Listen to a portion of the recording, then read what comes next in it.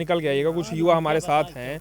विद्यालय अभी हम यहाँ देख रहे हैं कि जो प्राइमरी बना हुआ है, शिक्षा की बात आपसे करूँ, आप पढ़े लिखे लग रहे हैं, क्या उम्मीदें आप लेकर आते हैं अपने गाँव, फिर क्या रह जाता है? नहीं, विद्यालय तो कुछ हद तक ठीक है, छोटे से गांव में प्राइमरी हो या तो ज़्यादा से ज़्यादा जूनियर हो जाए, लेकिन अपने क्षेत्र की बात करें तो यहाँ तो शिक्षक कोई विशेष व्यवस्था है नहीं।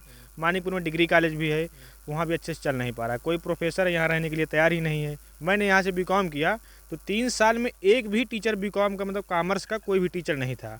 तो ये दशा हमारी डिग्री कॉलेज की है। प्राइमरी मानिए इधर 2-3 भर्तियाँ हुई तो कुछ टीचर आए हैं, प्राइमरी की हालत कुछ हद तक ठीक है, लेकिन अपने क्षेत्र पर एक मतलब कुछ अच्छा होना चाहिए। जैसे मतलब मानिकपुर डिग्री कॉलेज वो भी अगर अच्छे से चलने लगे तो कहीं ना कहीं शिक्षा का स्तर सुधर सकता है। आपको क्या लगता है कि जब चुनाव की बात आती है तो हम लोग तो लगातार समस्या दिखाने की कोशिश करते हैं, लेकिन इन नेताओं की जो बात होती है कि देश चांद और मंगल तक पहुंच गया, नागर जैसे गाँव में समस्याएं लगातार बनी हैं, जो कि जंगल के किनारे के गाँव, आप कैसे देखते हैं इनके कामों को, नेताओं के काम? तो इनके जैसे वो सबके सामने। हमारे गांव में आज तक 70 साल के इतिहास में सांसद विधायक निधि से एक भी ईंट का काम मतलब कुछ भी काम नहीं हुआ, जीरो काम है इनका। आज तक हमारे गांव में किसी भी तरीके कोई निधि के तहत काम नहीं हुआ है, और सांसद विधायक हमारे लिए ना के बराबर हैं। जो भी सांसद विधायक हैं यहाँ के लिए कुछ ही तो ऐसी नहीं, बस चुनाव का टाइम आएंगे, खूब सारे वादे करेंगे। फेसबुक में तो बहुत कुछ दिखता है, आप देखते हैं क्या? फेसबुक पर बिल्कुल, फेसबुक चलाते हैं तो वहाँ जो दिखता है, लेकिन हमारे गांव के मतलब इधर जो भी इतना क्षेत्र है मानिकपुर का, इधर साइड का जो पाठा क्षेत्र विशेषकर से जो अत्यंत पिछड़ा इलाका है, यहाँ के लिए किसी भी सांसद विधायक ने आज तक कोई भी काम नहीं किया है। जो भी बातें सब हवा हवाई हैं, सिर्फ फेसबुक तक सीमित हैं। फेसबुक से कुछ और युवाओं से बात कर लें। आप थोड़ा सा निकल कर आइए। टार्च आपके हाथ में है, डंडा आपके हाथ में है, यानी तय है कि आप खेत जाने वाले हैं पानी लगाने। खेत वाला युवा किसान क्या चाहता है? बाहर जाएगा तो पलायन करके कमाएगा, या यहाँ रहेगा तो क्या करेगा? वो दिक्कतें कहाँ हैं? लिए सबसे ज़रूरी हमारे लिए बांध, क्योंकि सिंचाई से ही खेती होती है, और बांध का यहाँ पे कोई सिस्टम नहीं है। यहाँ पे हमारे मारकुंडी में एक छोटा सा बंधा है जिसका गेट भी इस साल सड़ गया, पानी बहुत तेज़ी से निकल रहा है। मतलब हम लोगों को जहाँ पे 60% का लगभग नुकसान चल रहा है, और अन्य जानवर भी बहुत तेज़ी से चल रहे हैं। इसके लिए जो बार बार एक युवा है, आप मैं आपसे पूछता हूँ, स्थानीय जनप्रतिनिधि का क्या महत्व हो सकता है? आपको क्या लगता है कि अगर यहाँ का व्यक्ति होगा तो समस्या समझेगा? क्योंकि बहुत सारे गांव जब हम गए तो वहाँ आवाज़ उठी कि यहीं का व्यक्ति हो, समझदार हो, समझने वाला हो मुद्दों को। आपका इस पर क्या कहना है? नहीं, लोकल ही व्यक्ति होना चाहिए। विधायक ज़्यादातर अपने मानिकपुर क्षेत्र का होना चाहिए, क्योंकि विधायक आनंद शुक्ला जी हैं, तो 1-2 बार उनसे मुलाकात भी हुई, बातचीत भी हुई। उन्होंने तो यहाँ तक कह दिया, उनके पीआरओ थे मनोज तिवारी, उन्होंने कहा कि कहते हैं कि वो पीआरओ नहीं है। जी, वो बोले कि जिला मंत्री हैं शायद, लेकिन वो बोले कि हमें नागर गांव की वोट भी नहीं चाहिए। अच्छा, हाँ, सीधे उनकी यही शब्द है। लेकिन यहाँ पे आप लोग प्रश्न पूछ देते हैं क्या? ऐसा तो नहीं कुछ? हाँ, एक बार हमारे गांव में तो राशन कार्ड के लेके मुद्दा उठा तो एकदम नाराज हो गए। मतलब वो तो किसी तरह 1-2 साल बाद चुनाव के बाद आए थे, उस बार से उन्होंने नागर आना ही बंद कर दिया।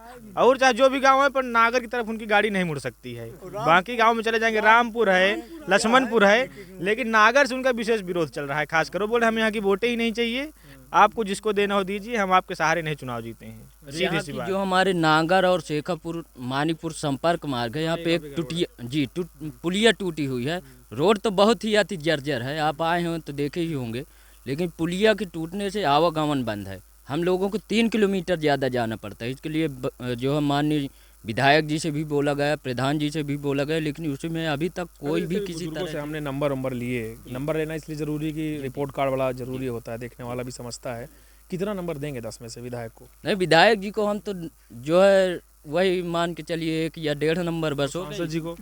सांसद जी को तो 00, क्योंकि चुनाव के बाद सांसद को 0, विधायक को भी 0।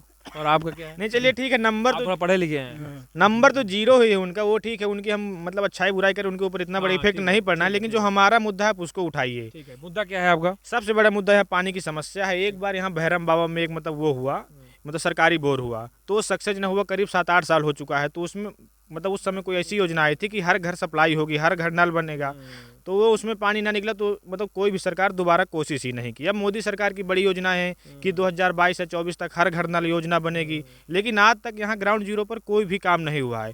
तो सबसे बड़ा मुद्दा तो यहाँ घर घर पानी की व्यवस्था होनी चाहिए। पानी पीने के लिए यहाँ का नल का पानी इतना दूषित है कि मान चलिए मजबूरी में पीना पड़ता है, लेकिन उससे लीवर और किडनी खराब होने के चांस पूरा पानी आधे घंटे के अंदर पूरा पीला पड़ जाता है। मान चलिए कि जानवर भी उसको पीने के लिए तैयार नहीं, ये दशा है पूरे। और कुएं का पानी हम लोग यूज करते हैं तो वो भी पानी कितना अच्छा है सभी लोग जानते हैं। पूरा सभी लोग उसमें नहाते हैं, पानी भरे तो फिर जो साबुन वाबुन लगी होती है फिर चली जाती है उसी में, तो पूरा खुला पानी, तो उसमें ढेर सारे कीड़े मकोड़े पड़ जाते हैं, तो वो भी पानी सही नहीं है। तो यहाँ सबसे बड़ा मुद्दा पानी का है। और दूसरा मुद्दा हमारे क्षेत्र में स्वास्थ्य व्यवस्था एकदम लचर है। कोई भी बड़ी हॉस्पिटल नहीं है। चलिए बड़ी हॉस्पिटल तो बहुत बड़ा मुद्दा हो जाएगा, लेकिन हमें मतलब क्षेत्रीय या ग्रामीण स्तर पर ही एक छोटा सा सामुदायिक केंद्र की आवश्यकता है, जिससे कम से कम किसी को बुखार आए, डेंगू और टाइफाइड जैसे छोटे मोटे तो इलाज यहाँ संभव हो सके। अब किसी को इलाज कराना सीधे मानिकपुर जाए, मतलब रात में किसी को दिक्कत हो, एक टैबलेट भी हमारे गांव में नहीं मिल सकती है कि जैसे किसी की जान बचाई जा सके। अगर यहाँ आकस्मिक कहाँ जाते हैं अगर बीमार पड़े, कोई दिक्कत हुई तो मानिकपुर जाते हैं। मानिकपुर में तो वही हाल है कि चाहे कोई भी बीमारी हो, दवा मलेरिया टाइफाइड की होनी है, फिर गए जिला अस्पताल तो वहाँ मान ली कुछ हद तक ठीक है, लेकिन वहाँ तक पहुँचना भी तो एक अपने आप में कठिन टास्क है। आजकल ट्रेनों की भी समस्या चल रही है, बस से जाना 100-200 रुपये किराया लगता है, तो वो भी एक दिक्कत है। तो स्वास्थ्य व्यवस्था और पानी की यहाँ सबसे जरूर आवश्यकता है। ज़्यादा बड़ी दिक्कत है। रही बात पढ़ाई की, तो मान लीजिए इतने गांव में प्राइमरी ही खुल सकती है जो कि अच्छे से चले, जितने बच्चे उनको टीचर पढ़ाते हैं उनसे हम लोग सहमत हैं। आते जाते हैं। अच्छा, एक प्रश्न थोड़ा सा मैं पूछूंगा। प्रदेश स्तर की अगर बात करें तो योगी जी मुख्यमंत्री हैं, क्या है, कैसा मानते हैं आप उनके काम को, कैसा देखते हैं आप, क्या है? नहीं, क्योंकि जागरूक युवा हैं आप। काम तो योगी जी का ठीक है, इसमें कोई शक नहीं है, लेकिन योगी जी काम करने से हमारे गांव पर तो काम संभव नहीं है, क्योंकि अगर हमारा क्षेत्रीय नेता ही अच्छा नहीं होगा तो यहाँ तक योजना लाएगा कौन। मान लीजिए उन्होंने वहाँ से कोई योजना चलाई, लेकिन हमारे सांसद विधायक या जो भी हमारे क्षेत्रीय प्रतिनिधि हैं वो अगर यहाँ तक काम नहीं ला पा रहे हैं तो उनका कोई मतलब नहीं। ओवरऑल योगी जी काम अच्छा है, युवाओं के भी हित में है, ढेर सारी वैकेंसियाँ भी आई हैं, क्लियर भी हुई हैं, लेकिन हाँ जितनी अपेक्षा थी उतना उन्होंने काम नहीं किया है। कुछ मुद्दों पर अभी भी वो पीछे हैं, लेकिन कुल मिला के ठीक है योगी जी का काम। तो ये है मानिकपुर विधानसभा का नागर गांव, जहां के बुजुर्ग और युवाओं की राय में काफ़ी समानताएं हैं। सब चाहते हैं कि विद्युत से लेकर जल समस्या और जल से लेकर स्वास्थ्य और शिक्षा समस्याएं जो हैं वो लगातार जो बिगड़ी रही हैं वो सुधरें। गांव के लोग ये भी चाहते हैं कि नेता जो लगातार छोटी छोटी बातों पर नाराज़ हो जाते हैं वो गाँव के लोगों से मिलकर उनकी समस्या जानने का प्रयास करें। ग्राउंड जीरो से वीडियो जर्नलिस्ट सचिन के साथ अनुज हनुमत की रिपोर्ट।